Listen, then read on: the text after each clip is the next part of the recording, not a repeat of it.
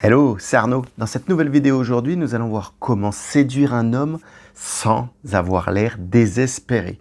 C'est super important et on va bien détailler tout ça aujourd'hui. Tout d'abord, n'hésite pas à t'abonner à cette chaîne ou même mettre des likes sous cette vidéo, que l'on puisse échanger avec des commentaires et puis partager cette vidéo à une amie justement qui pourrait être dans ce cas d'être un peu désespérée pour séduire un homme si elle veut lui envoyer un ou plusieurs SMS. Donc, la difficulté, c'est vrai que c'est à partir du moment où la première personne envoie le SMS, tu vas te positionner en donnant le pouvoir à l'autre, puisque c'est l'autre qui va te faire un petit peu attendre. Ça va créer un espèce de mystère et automatiquement, la personne qui a envoyé le SMS va donner le pouvoir à l'autre. Donc, ça peut être un inconvénient, mais ça peut être aussi moyen de dire que tu as vraiment envie d'aller dans cette relation. Par exemple, si c'est toi, en tant que femme qui envoie le SMS, ça peut être un point plutôt positif. Et on va le voir justement après. Alors, la première chose, quand on parle de SMS, qu'est-ce qu'il faut envoyer? Quoi précisément? Parce que si tu envoies un simple SMS, ça peut mal passer pour quelqu'un, pour une fille qui est collante ou qui s'inquiète ou qui est jalouse, tu vois, et ça peut faire fuir l'homme ou le mec qui est en face, justement, qui reçoit ce SMS. Alors, ce que je peux te conseiller, ce qui fonctionne beaucoup et même souvent, c'est pas forcément d'envoyer un texte écrit ou pas, mais c'est d'envoyer une photo en fait. Tout d'abord, une photo qui est même, je dirais, attirante, amusante, qui change. Alors, qu'est-ce que j'entends par photo? Plus précisément, c'est si tu vas, je ne sais pas, par exemple, là, à cette époque, pour l'été, te faire bronzer ou prendre un bon repas, mais pas rester chez toi, en fait. Tu peux prendre une photo et en fait, cette photo, elle va montrer que tu n'attends pas donc dans ton canapé et que tu vis ta vie, en fait. Que tu n'attends pas sur l'homme à qui tu envoies ce SMS, que tu n'attends pas sur lui, après lui du moins, pour vivre ta vie, que tu t'éclates, que tu as une vie cool aussi, que tu fais des choses, tu n'attends pas chez toi après lui. Ça, c'est super important parce que sinon, ça montre que tu es désespéré et justement, c'est ce que l'on ne veut pas. Donc, ça, c'est la première des choses. Et en faisant même, je dirais, cette action, tu vas créer de l'attraction et même être attractive parce que si il se rend compte que tu t'amuses sans lui et que tu n'es pas à attendre après lui, ben, automatiquement, tu vas renverser la situation et là, tu vas reprendre le pouvoir, le fameux pouvoir dont on parlait tout au début avec le SMS que tu envoies. Et là, justement, c'est lui, il va se dire « Waouh !» Et on va même améliorer la chose. Je vais te dire juste après pourquoi. Donc, il y avait ça. Et quand tu envoies cette photo, tu n'es pas forcément obligé de l'envoyer avec un texte. Tu peux mettre simplement un GIF ou même ne pas mettre de texte. Ça va le faire réfléchir justement. Pourquoi elle m'envoie cette photo? Et là, tu vas voir s'il te répond ou pas. Ça peut déjà être une manière. Si tu ne le connais ou pas d'ailleurs, ça peut être une bonne manière d'avoir sa réaction. Parce que si tu n'envoies pas de photos et simplement SMS, c'est vrai que ça va mal passer. L'autre chose, attention, je ne te conseille pas de partir en vacances ou à l'autre bout de l'Europe ou partir à la mer si tu es vraiment à l'intérieur dans les terres pour lui montrer une photo de plage. Je parlais de plage, plage, bronzage ou choses comme ça. Mais tu peux avoir des activités, que ce soit du parachute, tu peux faire plein d'activités, mais justement lui montrer que tu es occupé. Et ça sera vraiment le top. La deuxième chose, hormis le fait du quoi, ça va être plutôt la manière de le faire. C'est-à-dire que si tu veux vraiment envoyer un texte, envoie plutôt une question ouverte, en l'occurrence, pour vraiment engager la conversation. Ce qui peut être bien, si tu es en l'occurrence à la plage, comme j'en parlais tout à l'heure, tu peux lui dire, je ne sais pas, plage ou baignade, plage ou cocktail, ou il y a parfois du parachute ascensionnel. Moi, je suis très parachute.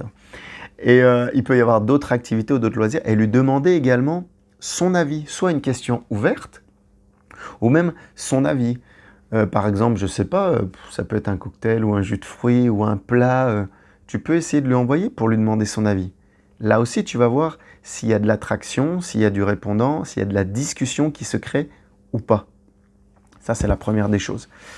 Et donc, enfin la deuxième des choses. La première, c'était quoi lui envoyer. Pas forcément du message écrit, on a vu la photo. La deuxième, c'était la manière avec la question ouverte, où on lui demande son avis. La troisième, ça va être reprendre la dernière conversation que vous avez eue. Mais là, attention, il y a un piège.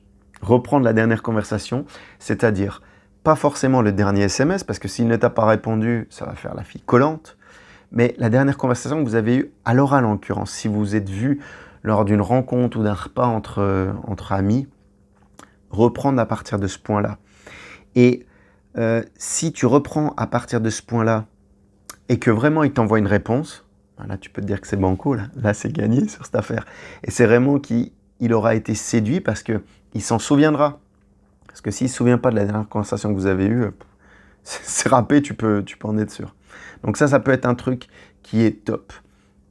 On a vu le quoi, on a vu le comment, avec un peu plus même le détail. Je dirais maintenant le quand.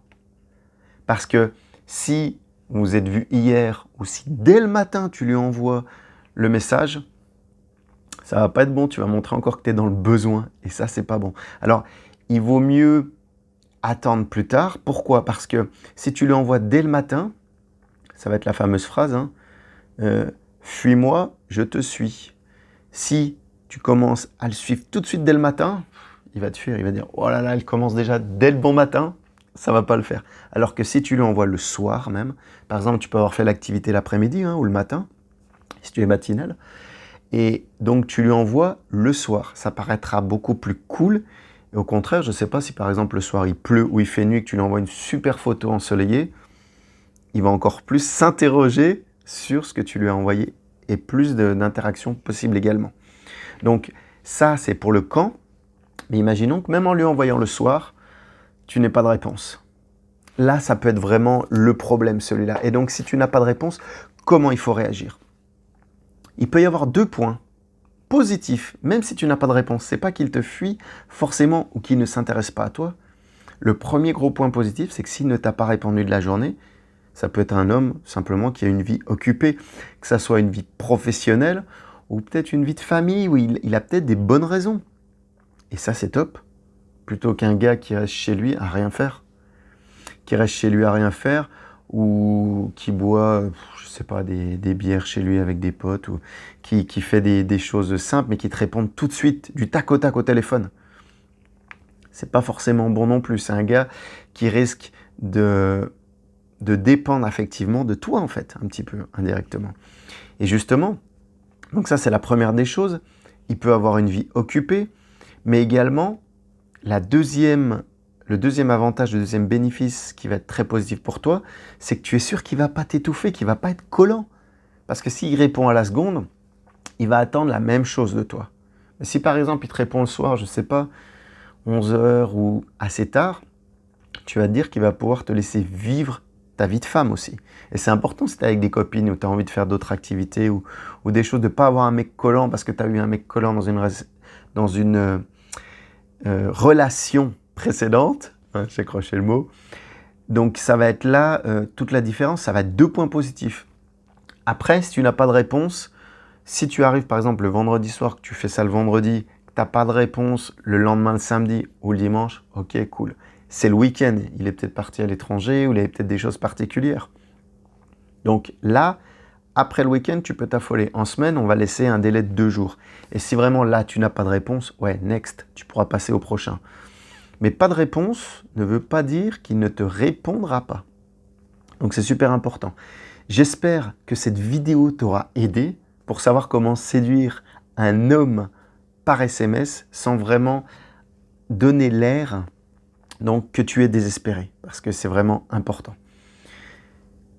N'hésite pas donc à mettre des commentaires, à partager cette vidéo, et puis si tu souhaites me contacter, arnaud.rivière sur Facebook en l'occurrence, et je serai ravi de te répondre. Au plaisir et bonne soirée. Ciao, bye bye.